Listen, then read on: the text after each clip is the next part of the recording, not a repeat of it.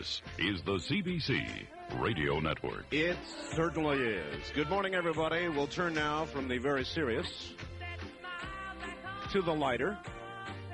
Or is it still the serious? That's for you to decide. It certainly is fascinating. My guest coming up is David John Oates. The subject, reverse speech. And believe me, you've never heard anything like it. It is absolutely incredible. We had David on several weeks ago, and we'll let him tell you what happened.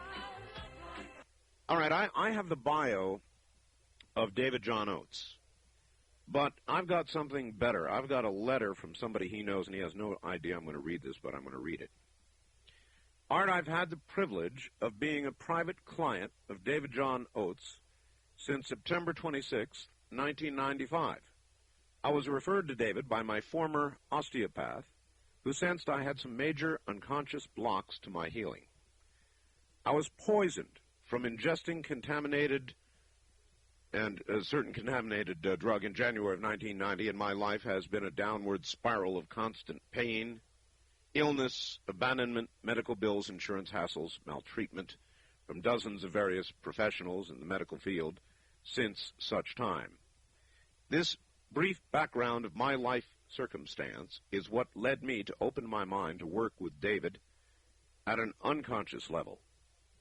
After reading the cover story article on David John Oates in a holistic newspaper last September, I went to hear a lecture he gave in San Diego. I went intending to only briefly stay, as my pain level is such it makes sitting for extended periods hard.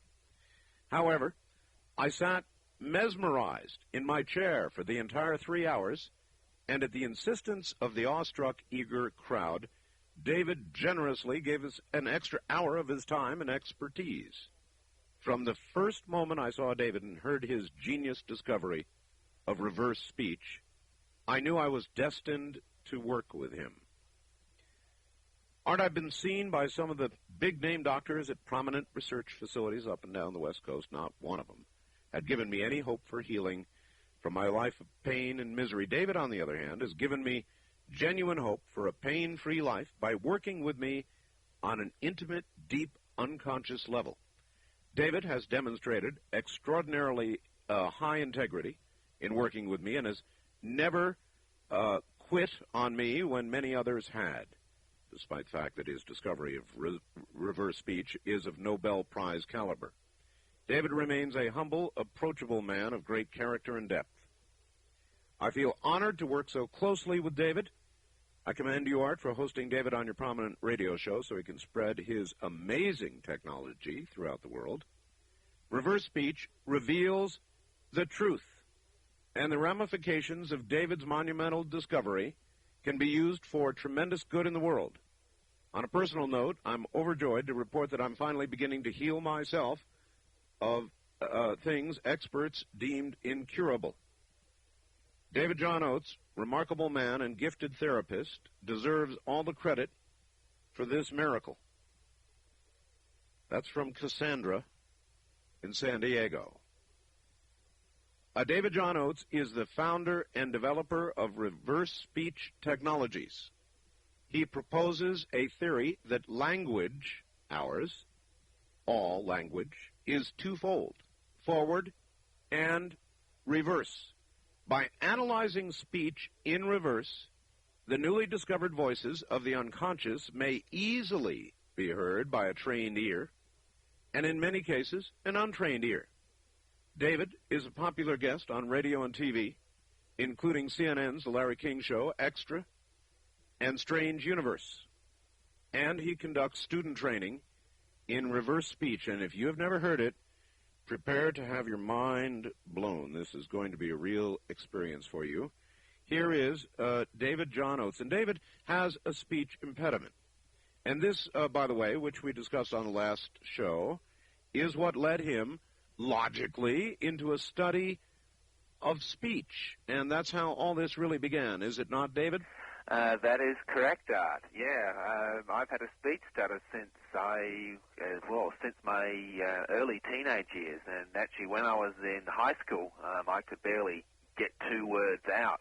And I can actually recall when I was in first year high school, I stood up to ask a question of my teacher at the time, and I could barely speak, and he said to me, "David, would you sit down and don't talk to me again until you can speak correctly?" Oh, my. And that ruined my entire high school years. I never asked another question again, and I eventually left high school without graduating. And, oh, that must have been awful. Oh, that's awful. That was disgusting. That really ruined me. And it's been a long battle ever since then to climb up out of that statement. And, of course. you know, we forget the power of our words. You know, what we say to people, both forwards and backwards now, as my discovery shows, has the ability to help us or to hurt us severely, you know, and so I'd just like to make that comment before I start. All right, well, how in the world, I'm curious, how in the world did you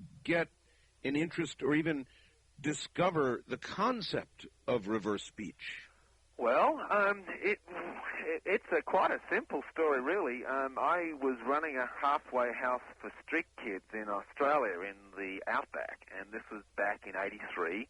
And we had an evangelist from the United States traveling through, and he was preaching that rock and roll is the devil's music, and if you play records backwards, you could hear satanic messages. Backmasking. Backmasking, that's correct. And I had some of my kids were playing these records backwards, and they came to my office claiming that they could hear demons speaking to them. My initial reaction was anger. I was really upset at this evangelist for preaching such rubbish to the kids, and I went home that night to rewire a tape player to prove that all this was a load of rubbish. I mean, how can you play speech backwards or music backwards and hear stuff? Sure. You know, I'm sure all of us have had that same thought. And however, I've got a fairly good ear for audio. I'm an amateur radio operator and been fiddling around with electronics for most of my life. And I put a tape in the tape player and ran it back, and much to my shock, I heard what I thought was a very clear message. And there was no superimposed soundtrack, and what was happening was it was the backward phrase was occurring purely by the way the forward phrase was put together. In other words, by the way the phonetics and the syllables were sung forwards, was sung in such a peculiar fashion that it caused a complete intelligent sentence backwards. And that is very interesting. In other words, that was real backmasking, or is it? I guess real backmasking in the sense that it was not actually played backwards. There have been a number of groups. I think the Beatles did it, didn't they? Oh, yeah, they did it quite intensely with their whole Paul is dead controversy. They hid messages in that hinted Paul had died, and it was really just a marketing gimmick. There's actually two different types of backmasking, and the two get confused. One is intentional, and one is not intentional. There you are. Yeah, and that's just caused by the way the words are spoken or sung at the time. And religious fundamentalists got a hold of this, and they heard these messages, and they were saying, "Oh, well, gee, how can this get there?" And the only possible explanation is the singers are demon possessed, you know. And, all right, now therein lies a question. When you're talking about music, David, right. would the backmasking be the person who wrote the song or the person who sings it? Oh, what an interesting question. I don't totally have the answer to that question. I actually moved out of music into speech. It was a whole bunch more simpler. My general answer is to do with the entire creative processes around the actual writing of the song.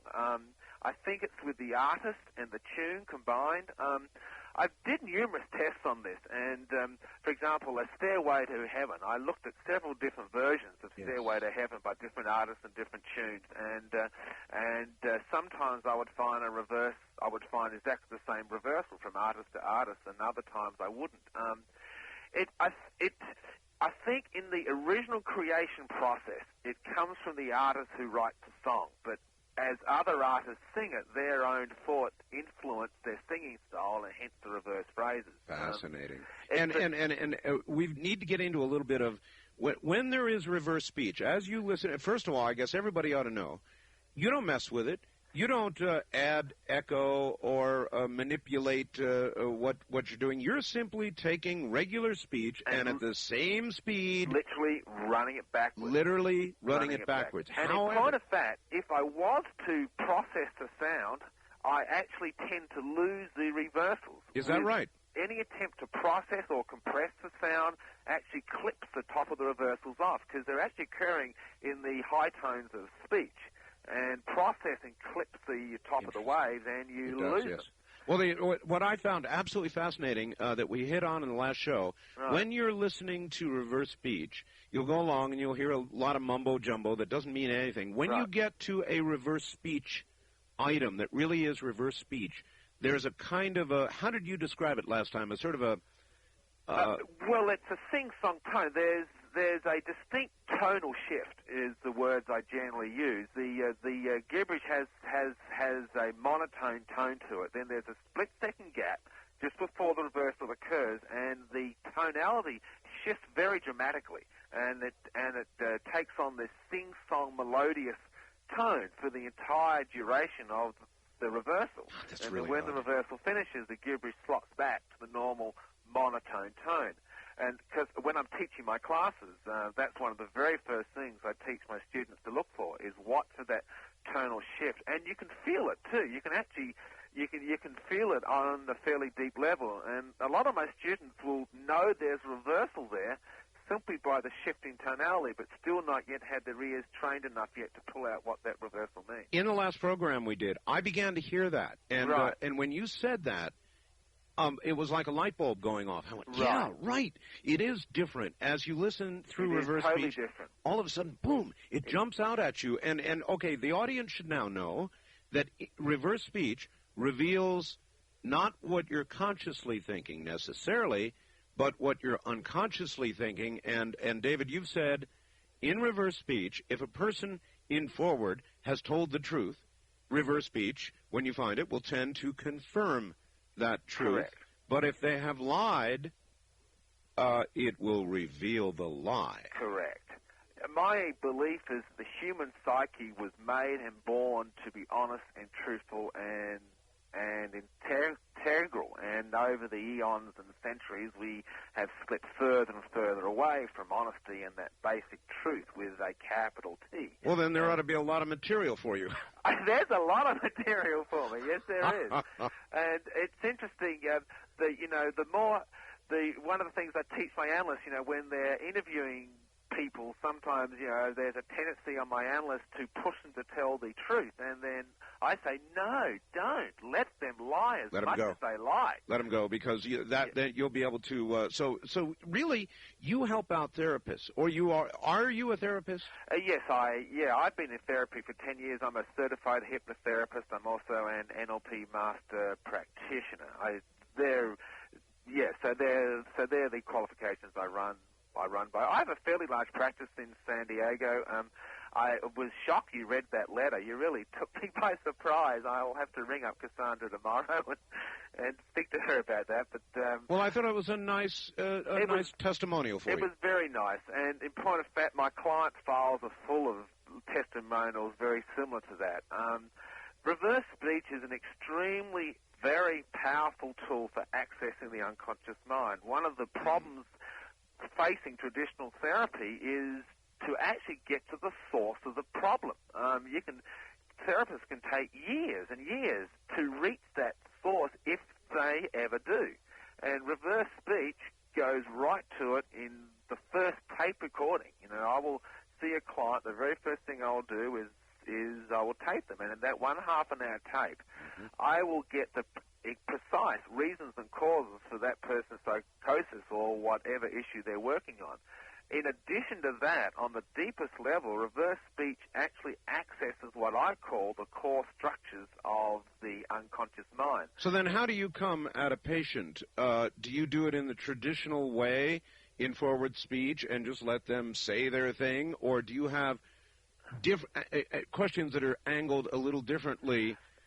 Yeah, I've developed my own questioning technique. There's certain key words words that will prompt certain key reversals to occur. There's certain tonal shifts that I move into to elicit reversals, and I've learnt these over the years. The fact is, I mean, if anyone talks, speech reversals will occur. I mean, that's a given because it's a natural function of language. But sure. you can learn to specifically enhance or direct what reversals you want.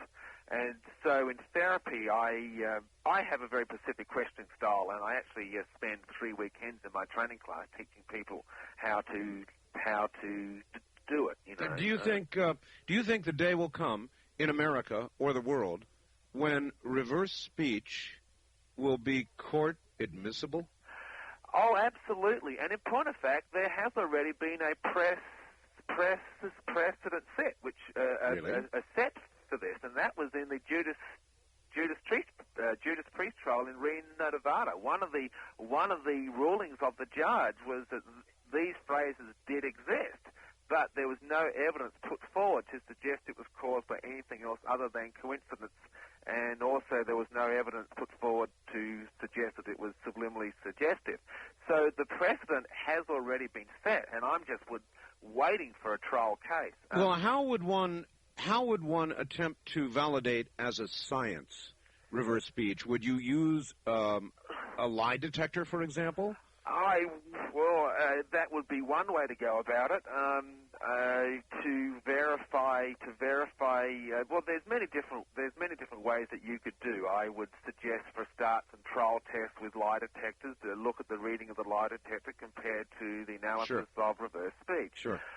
Blind tests are also a very good way to go about it. I will frequently do this. I will put 10 or 15 reversals down on tape and without a script or a transcript, and I'll play it to 3 different groups of people. In one group I'll say, this is what the reversal says. In another group I will give them a control phrase. I'll say, the reversal says this when it actually doesn't. In another group I'll ask them what to hear. And normally without failure, the group 1 will hear the phrase, group 2 will not hear the phrase, and group 3 will get a word here and there. I have a special request for you. Yes. And that is, it comes from several listeners. We're about, after the bottom of the hour, to get into some incredible examples of reverse speech. But the big first debate is coming this Sunday.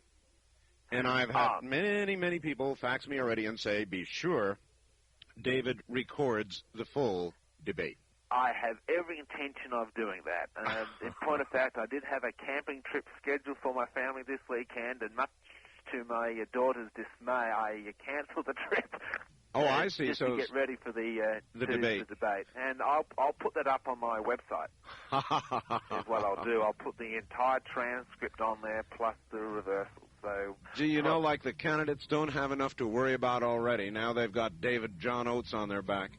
All right, wonderful, David. We're going to take a break here at the bottom of the hour, and when we come back, if you would crank out that a couple of examples that we had in the last show to get them started, maybe Neil Armstrong. Sure. That one's a go. All right. All right, good. Coming up right after the break, my guest is David John Oates. I'm Art Bell. This is CBC.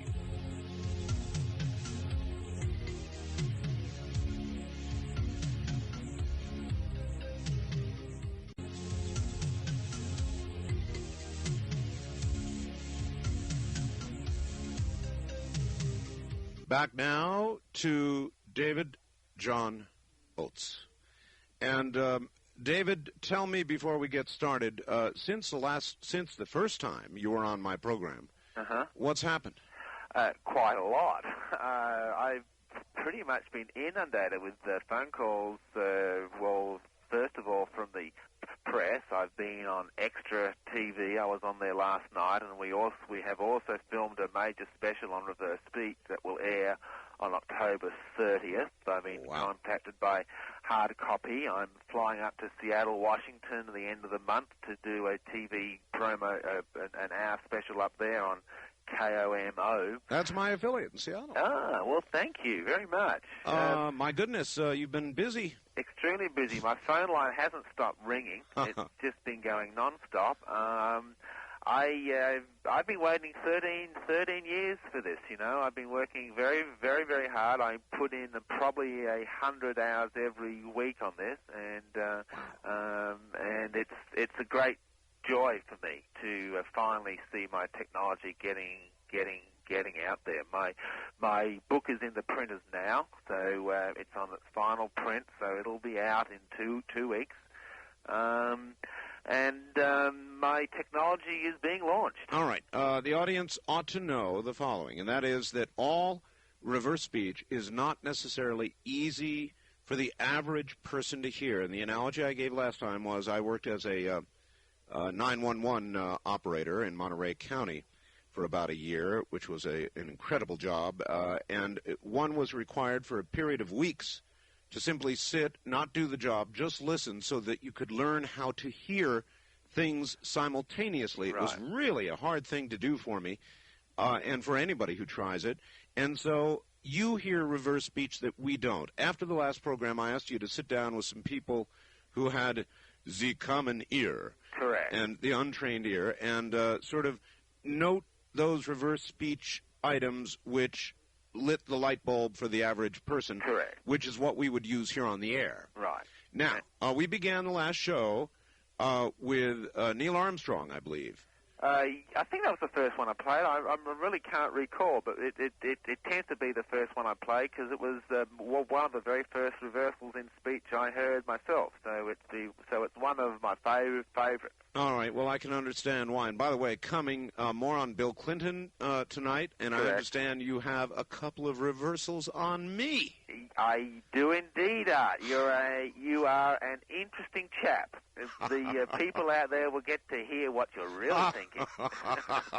All right, let's do Neil Armstrong, and everybody's going to be hearing this first in the forward direction. Correct. And then in reverse, and then so they can hear it properly, I think 3 different speeds of reverse. First the normal, and then what? Right. And then what do you do? Well, I'll run it forwards first, and I'll break it to 3 speeds, and then probably what I'll do, I'll play it forwards and backwards successively, so you can just hear how it's constructed. All right, let's give it a try with Neil Armstrong, that famous sentence. Okay, here we go forwards first. It's one small step for man, one giant leap for mankind. Okay, now I'll run it backwards at 3 speeds, and backwards he says, man will spacewalk. And here we go. Man will spacewalk. Man will spacewalk. Man will spacewalk.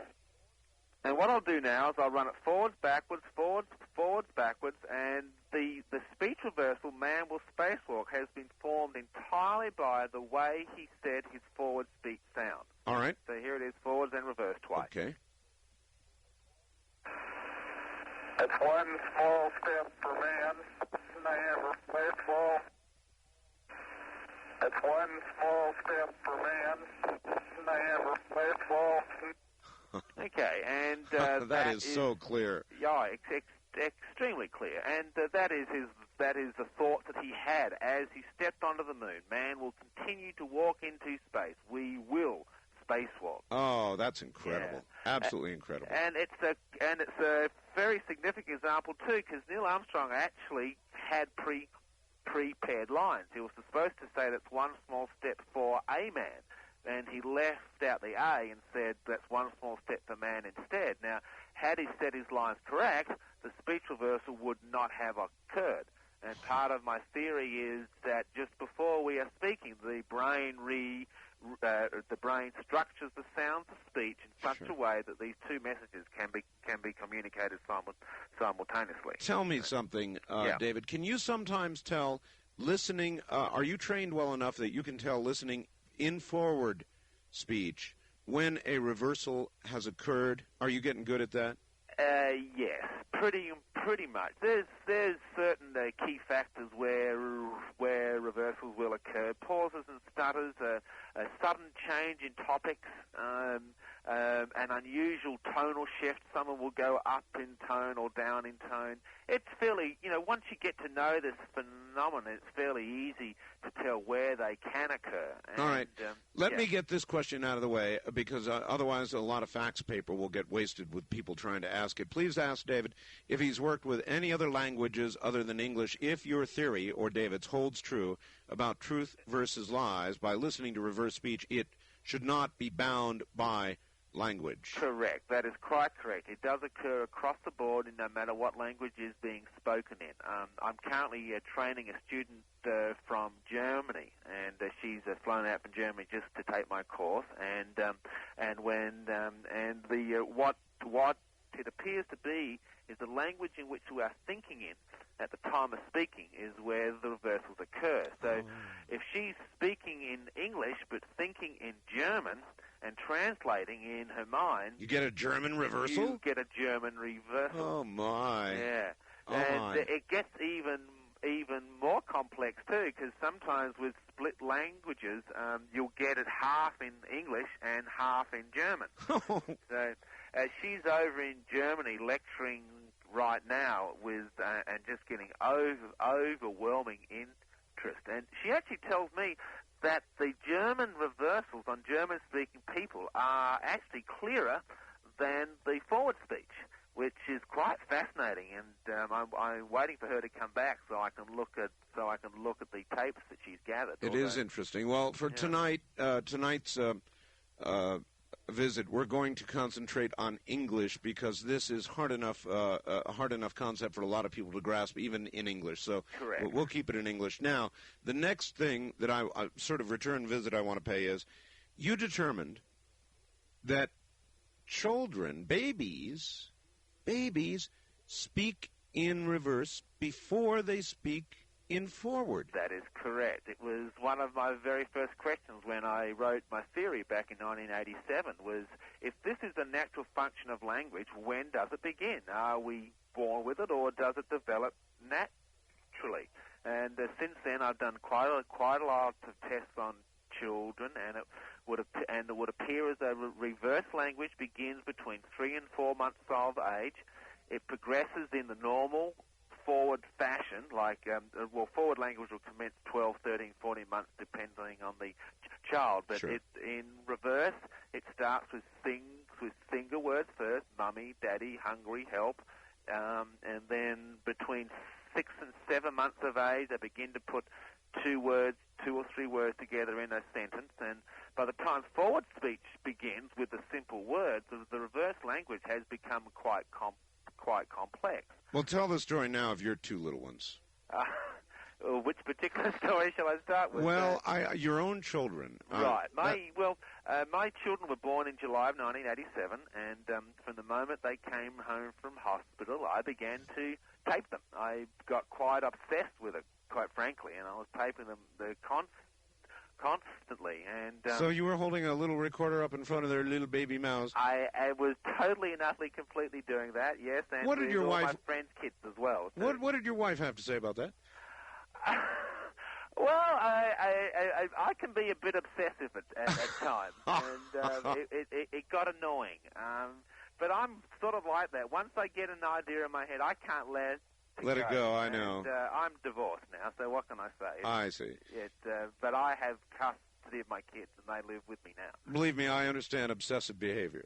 Yes, I'm sure. So I found from as early as 4 months of the very first word I heard on my kids was, we were at a friend's house playing a game of Trivial Pursuit, and the kids had been crying for 10 minutes or so, and they hadn't been attended to, and then there was one particular cry that just prompted our attention, and when I later reversed that, it said mummy, and that was the very first reverse word I heard on my children. And I'm sure a lot of parents listening to your program tonight can remember there's those specific cries from the children that seem to pierce the heart. There's one cry that will get your attention, one cry that won't. That's right. And I've used this extensively in my practice too, particularly with the suspected molestation cases. One of the problems with working with children is what are they really thinking? What is really going on inside there? What damage has been done? And reverse speech, the applications that reverse speech has in child psychology is just endless. All right, well, why don't you give us some examples of children? Okay, well, we'll start off with the favorite one that you liked last time. And Stood my hair on end. Yeah, right. This is when they're 7 months of age, and I'm running around the room with a tape player and going, talk backwards for Daddy, talk backwards for Daddy. And my daughter suddenly sees this tape player in my hand, and she reaches out for it with interest. She wants to know what this is. And so I'll play forwards first, that particular cry. So here we go.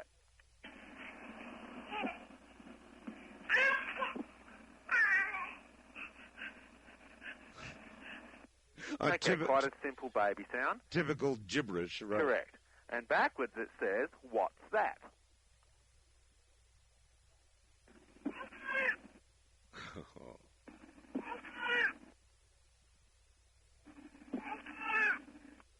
And that's quite clear. Quite clear. Quite clear. What's that? And that is exactly how a child would say it. Exactly. Oh, sure. It has the typical baby sounds to it. Now, let me move on and play another one on kids. This is at 13 months of age, and let me set the scene up a little bit. My daughter was in the bath, and she was trying to pick up a cup, and she was pushing the cup along, and she couldn't pick it up, and then she looks up to me, reaches out her hands, and says, forwards, Daddy, okay? Right. So I'm going to we'll run this forwards first, and listen for the sound Daddy right at the very end, okay? All right.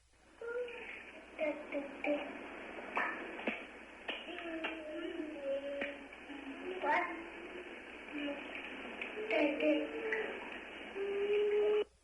Okay, and that was forward. What I thought I heard was dad, dad, dad.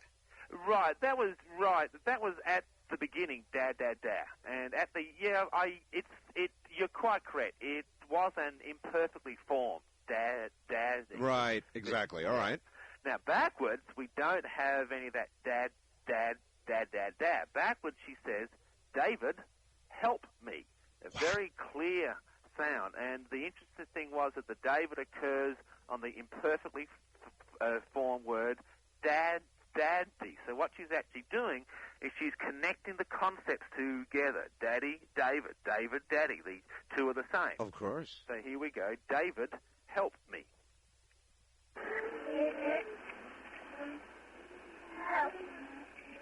Oh, my God.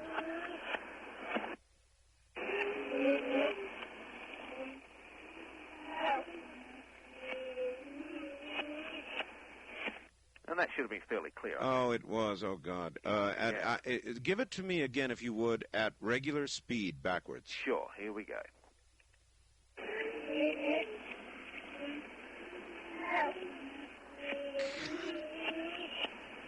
Oh, man, that's eerie. Spooky stuff. That is. It's actually ethereal sounding. It's almost ghost-like, David. Right. It does have that sense to it. It really does, especially when you look at just regular conversations. I've been playing a lot of political stuff on the air, and that's been processed sound, so you lose the real magic of the way reversals sound in regular conversation. And yeah, they've got this ghost-like quality to it, which is why it's been given this satanic, occultic label to it. And it's just a different sound, and it almost sounds like an echo sometimes. That's and right. That is because it's not just one voice speaking. It is the totality of the human mind speaking. And, that's weird. And the human mind is composed of thousands of different parts. I mean, consciousness is not one single entity, but it's a combination of the whole. And you get this echoey, dual voice sound. That is not added echo. That is the way it comes out. And if you doubt that and you've got a computer, just use your own computer and take an example, record my program here or get a recording of it, and take the forward speech and reverse it on your own computer, and they'll end up with the same result, right? Absolutely correct. Oh, yeah. It's quite easy to tell I'm not monitoring these tapes, just reverse my forward, just the reversal, and you'll hear the forward soundtrack. That's a very easy test. That is really odd sounding. All right, any other young'uns? Well, actually, let's look at another kid's one. This is a little bit older. This is in an Aussie accent. This is so maybe a little bit difficult to hear forwards. This is at 3 years of age, and they're two kids playing, and one notices that the other one has an inoculation mark on her arm, right. And she says, "Do you have an injection?" Okay, which is Aussie for, well, I think you use that term here. So here we go forward. Do you have an injection? But what to do? To make you better.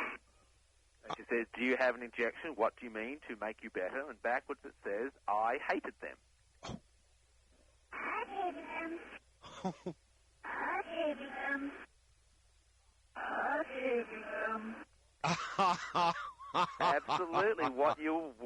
That's exactly what you would expect a child to say. And Of did you course. notice that echoey type sound to it? I absolutely did, an ethereal sort of sound. It was Correct. really these particular ones, the children really do stand my hair on end, because this is before, well, not in this case, but Right. the earlier case was before forward speech. Absolutely correct. Absolutely. Well, let me play you one more on kids. I don't know whether I played this one on your last show last week or not, but we'll play it again anyway. All right. If I did, and this is where I moved one of my children from one room to another, and I was setting up the table to record, and I just moved my daughter from the lounge room to the kitchen. Okay, so that's the scene, and so we'll run it forwards first. Here we go.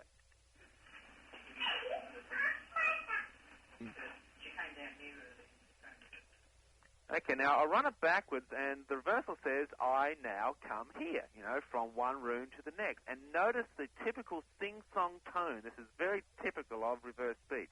"I now come here."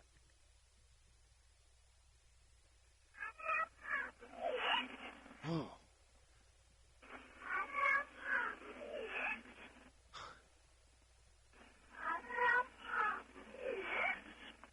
Oh, my God. And that's quite clear, too. Oh, that's too clear. Yeah. And again, the very same sound. Now, the audience ought to know, when you're listening to reverse speech, generally you just get a bunch of gibberish that doesn't have that ethereal sound to it. And when you stumble into a reversal, there's that ethereal sound. Correct. Well, listen, let me move on to another one in speech then, okay? You should better hear this one. I wasn't planning on playing this one, but let's pull it up anyway. And, I just saw another one on kids I should play you too, but I'm just loading this file up now. This is a client. This is from a client session, and I need to say that any client sessions I play, I have full permission to play these examples, okay? And this is a client of mine who has just finished the entire session process, okay? And I'm asking for his reaction. David, wait. Yes. Wait. We are at the top of the hour, so Okay. let us hold this one for the audience that joins us after the top of the hour, okay? All right, stay right where you are. Do you see what I mean? Does this stand your hair up or what? Do you understand the implications for the world of what you're hearing right now? If not, stick around, you will. David John Oates is my guest. Reverse speech is the topic. I'm Art Bell.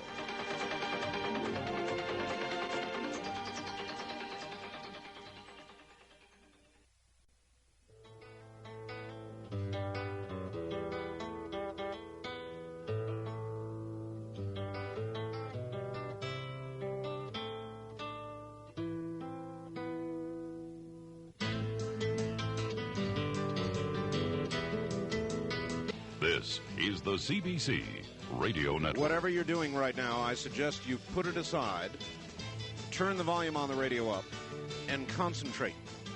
Because I assure you, this will blow your mind. My guest is David John Oates. He, for many years, has been developing a technology, actually, it's a technology, called reverse speech. Now, when you speak forward, you say whatever you say. But on occasion, there is what's called reverse speech. And briefly put, if you are telling the truth, a reverse speech clip will affirm that truth. You'll hear it. If you're lying, that will be told in reverse speech. It is eerie. It is strange. It even begins before you can talk in a forward direction. You're going to hear more examples of it coming up shortly. I know some affiliates have just joined the network at this hour. So we'll give you a sort of a little catch-up and then move forward. Now, you played a series of children, your own children and I guess others. Yeah, they were others as well. All right, they had prompted this question before we move on. Would you ask David to comment on this? His study of children's backward speech prompted this thought. For a long time, I believe that up until the age of 2 years old, children are still connected with a spiritual or etheric world. And about the time the terrible twos hit, they seem to lose that connection with the spiritual plane. Have you found any evidence that would support that theory? Not specifically, no. Reversals are very, very simple and basic, like they are in forward speech. You know, mummy, daddy, hungry, help. Metaphors begin at round about 12 months of age, and by metaphors I mean a very large proportion of the language in reverse speech is metaphoric in nature, speaking in pictures and images. And as you get older, does the ethereal sound that we heard begin to change? You lose the impact of it, yes. So if one could consider right brain communication as being spirit communication, then it depends on what you mean by that. It's that word, the meaning varies from person to person. So yes, the etheric sound that you're hearing in the young children does drop off as they get older. Reverse speech is very much a spiritual language too. It speaks extensively about the state of the soul, about our connection with God, our mission in Yes. life, and they get stronger as you get older. The children don't talk much about that, and as once they get to the 2s and the 3s, the word soul and God begins to creep into the reversals. So, really? So in what I've found would actually maybe show the opposite of that. All right. It's difficult to tell. I've never been asked that question. Well, it's a good one. All right. Now, here's another good one. Art, I'm never going to forget giving my nephew a cup of water to drink, and I heard him say, it's good. Only problem was he couldn't talk at the time. He was only mouthing sounds. Can somebody occasionally hear reverse sound? It was eerie to have heard the words from a child that wasn't saying more than dada or mama. Right. Most definitely, yes. See, it's been well documented for quite some time that the brain is capable of reversing functions. I mean, in one sense, what I'm saying is not out of keeping with accepted theories about how the human mind works. Sure. Dyslexia, for example, is a condition where, in extreme cases, they will actually reverse the sounds of words. All right, I think I asked you about this earlier, David. You have a speech impediment. Correct. How does that affect... and I'm sure you've studied others with speech impediments as well as yourself. How does that affect reversals? Are there more of them, fewer of them, harder to detect? No, when my speech stutter clicks in, my whole system shuts down, and I actually don't have reversals of my speech stutter. It's like my whole left and right brain goes into a lock trying to get it out, which is an unusual observation. I would have expected to see the opposite, but when my natural speech stutter clicks in, occasionally I'll hear a speech reversal, but not very often. All right, let's move on. I know you've got some more. You've got another child's example. Correct. This one is a really this is a very interesting example.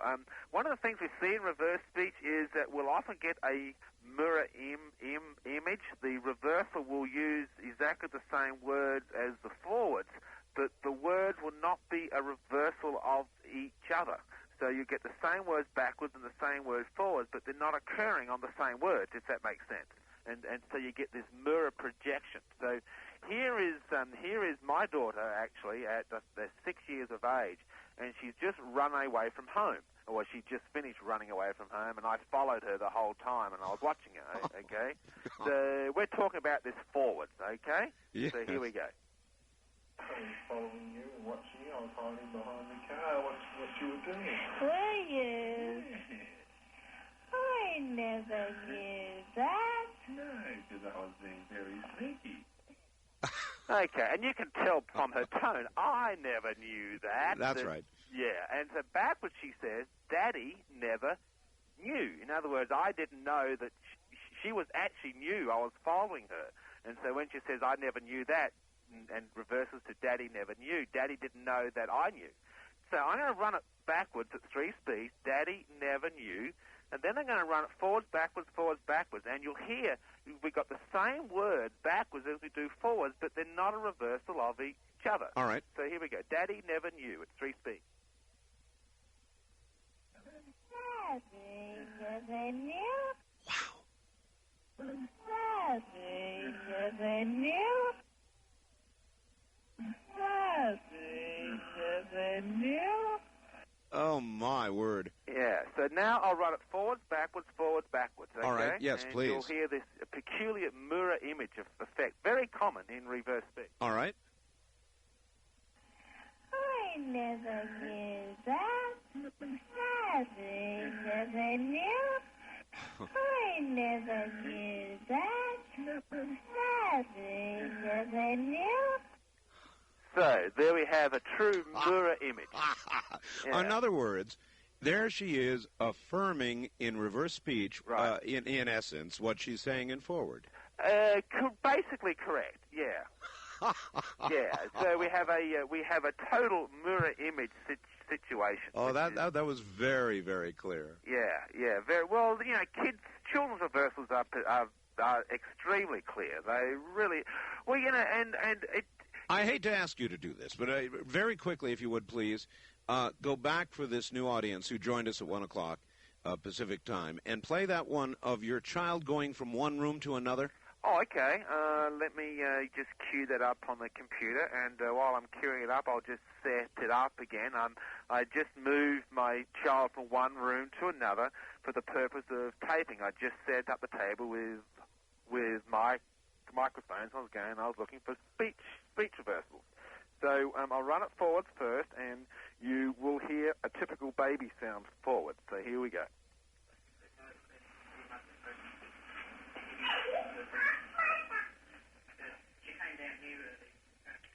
So forward she says, me, my, da. That's the pronunciation. It's just typical sound. And backwards at 3 speeds it says, I now come here.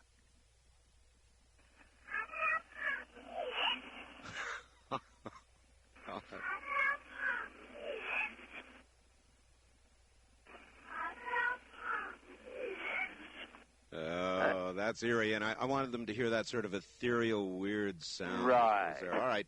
All right. Let's move on now to some new material. I know that you are going to be taping the debates. Correct. But I also know that you've been taping Bill Clinton for some time now. I've been taping Bill Clinton for quite some time. He's a fascinating character. He really is. Let me move on to one I found this week. Okay. Sure. This is top news. So he's talking about the Middle East crisis. Ah, yes. Okay. Yes. So I'm just loaning this one up now. And when you hear these reversals, by the way, you'll hear how in the media they lose that sing-song tone to it because reversals have been processed.